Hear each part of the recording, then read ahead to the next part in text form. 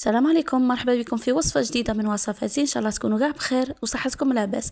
وصفتنا لنا اليوم كما تشوفوا حلوة الجلجلانية، تقدروا تخدموا بها المشاريع، تقدروا تخدموها الافراح والمناسبات، بنتها بنه تجي معسله للقلب كما تشوفوا، وتجي مرمله من اروع ما يكون. هذه الوصفه يعني دسوها في عينيكم، نتمنى ان شاء الله كامل تجربوها. اللي بغات هذه الوصفه يعني ولا الوصفات الجايه كامل يحقوها ويدخلها اشعار بلي القناه تاعي حطيت فيديو جديد. ما تنسينيش بالاشتراك في القناه وفعلي زر الجرس هكا يعني باش يوصلك كل جديد. بدون إطالة نفوتوا المقادير وطريقة التحضير. أولا نصلوا ونسلموا على رسول الله عليه أفضل الصلاة والسلام. لهنا في ريسيبي راح نحط 250 غرام تاع زبده تكون طريه، انا استعملت اوبلين. راح نزيد حبه تاع بيض وصفار بيضاء، راح نزيد تاني نص كاس نتاع الجلجلان محمص، من الاحسن يعني ترحوه مليح. راح نزيد تاني نص كاس تاع كاوكاو محمص ومرحي بالقشور، وراح نزيد لهنايا تاني نص كاس نتاع سكر ناعم، وراح تزيدوا لافاني ملعقه كبيره اذا عندكم لافاني بودر. اذا ما عندكم استعملوا هاد لافاني ليكيد ولا الاروم تاع لافاني كيما درت انا. بلا ما تنسوا الرشه تاع الملح، وراح نزيد ملعقه كبيره تزيدوها هنا تاع طافيه كراميل. اذا ما عندكمش البنات ديروا ملعقه كبيره تاع المربى، ولا تقدروا تستبدلوها يعني بملعقه كبيره تاع كركابين اللي هي حلوه ترك، ولا ملعقه كبيره تاع عسل. صدقوني هاد الملعقه تاع طوفيه كراميل ولا تاع المربى البنات راح تزيدكم واحد البنه وواحد الطراوه، يعني تخلي الحلوه تاعكم مشمخه حتى القلب تاع الحبه. وراح نستعمل الباتر ولا الخلاط الكهربائي. علاش البنات؟ لانه الزبده تاعي ما خرجتهاش بكري من الثلاجه ومازالها شويه بارده. اذا كانت عندكم الزبده غامولي ولا طريه بزاف، المارغرين تاعكم تقدروا تخدموها غير بالفوي ولا بيدكم. راح نخلط جميع المكونات هكا مع بعض، تحطوا كلش في ضربه وتخلطوها مليح مليح مليح بالخلاط الكهربائي، ولا تخلطوها بالفوي ولا بيديكم البنات، حتى هذاك المكونات كامل الزبده والمكونات كامل يتجانسوا مع بعض ويتخلطوا مليح مليح مليح. ثم تبقاو تزيدوا في الفارينه. انا لهنا لمده الخلط دات لي حتى 5 دقائق ولا 6. الخلط بالباطل البنات كيما تشوفوا. راح نكمل نخلطها مليح مليح مليح حتى تحصلوا على هذا القوام. شغل الخليط يعني تغير اللون تاعه. راح نحط كامل الاطراف تاع الخليط تاعي في الوسط، وراح نجيب الفارينه تاعي حبيباتي. من الاحسن الفارينه تاعكم تكونوا مغربلينها من قبل ولا تكون مهويه. انا استعملت فارينه هذه لابيل بزاف تخرج مليحه في الحلويات. وراح نزيد لها نحط كميه تاع الفارينه، وراح نزيد حوالي 4-5 غرام تاع خميره الحلوى، ما يعادل يعني نص باكي، ولا تقدروا تحطوها كمغرف صغيره ماشي معمره مليح كيما درت انا.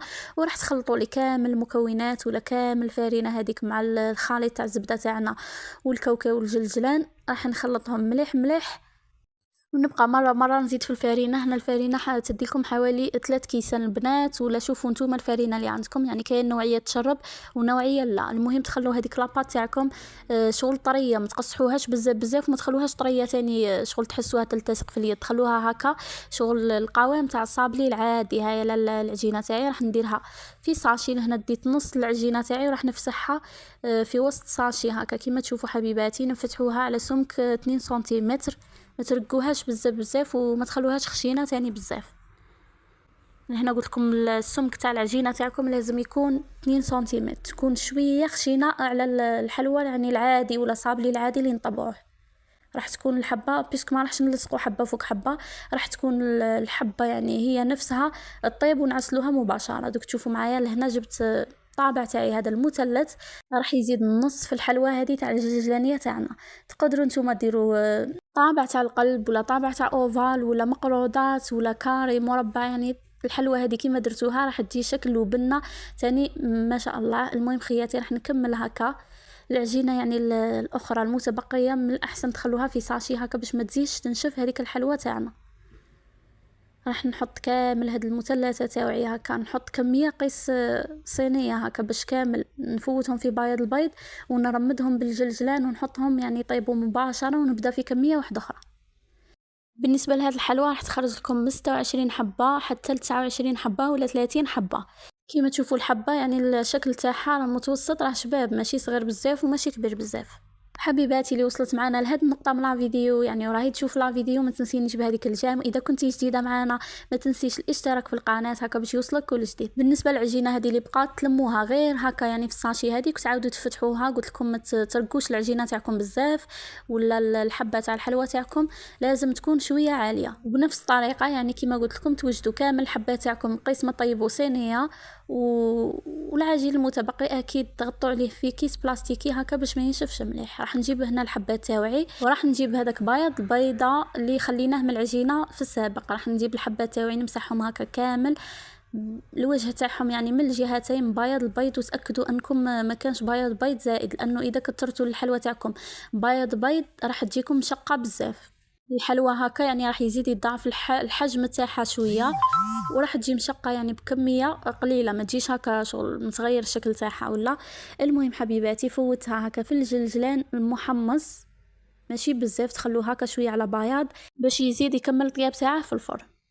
تاكدوا انه الحبه تاعكم يعني درتوا لها كميه قليله تاع بياض البيض هكا باش نرمدوها ترفدنا هذاك الجلجلان فقط. مسحه خفيفه هكا كامل الحبه يعني من الجهتين والاطراف كامل، وتاكدوا هكا بيديكم شويه وترمدوها في الجلجلان المحمص يعني هكا رايح على بياض ما يكونش محمص بزاف. اذا كنتوا حمصتوه بزاف يعني راح يتحرق في الفرن ومام الذوق ولا البنه تاعه ما تجيش شابه. وراح نكمل بنفس الطريقه حبيباتي كامل حبات ولا كامل صينيه، وراح ندخلها على فرن مسخن من قبل على 160 ولا 170 درجه، نطيبها من الاسفل ونزيد لها تحميره خفيفه من الفوق ونخرجوها ونزينوها مع بعض. لهنا بالنسبه للتزيين نزين بحبات تاع اللوز. لهنا درت لهم ملعقه صغيره هكا تاع غليكوز وراح نزيد لهم كميه تاع العسل ونحط الحبات تاع اللوز تاعي هكا باش يتكرملوا ويتعسلوا مليح. ولهنا كانت الحلوى تاعي طابت يعني هكا طيبوها ما تحمروهاش بزاف، غير تشوفوها تحمرت شويه ونشفت الحبه تاع الكاطو خرجوها. راح نعسل كل حبه تاع كاطو ملعقه تاع عسل، ملعقه هكا تكون كبيره.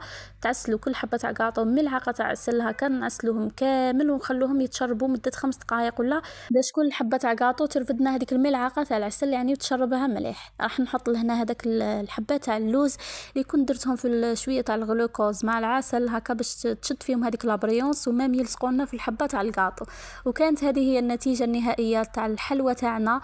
شوفوا شكل وبنه ما شاء الله، مام ريحتها ما شاء الله في الدار. وكملتها هكا حطيتها في الكيسات، جات صراحه شكل وذوق ما شاء الله يعني البنه تاعها تحكي على روحها. نتمنى ان شاء الله كامل تجربوها، راهي افضل حلوى معشوقه عند الجزائريين كامل كبار وصغار. نتمنى ان شاء الله كامل تدعموني في لا فيديو، اذا شفتوها تستاهل بارطاجوها. لهنا معليا غير نقول لكم نلتقي في فيديو جديد، سلام.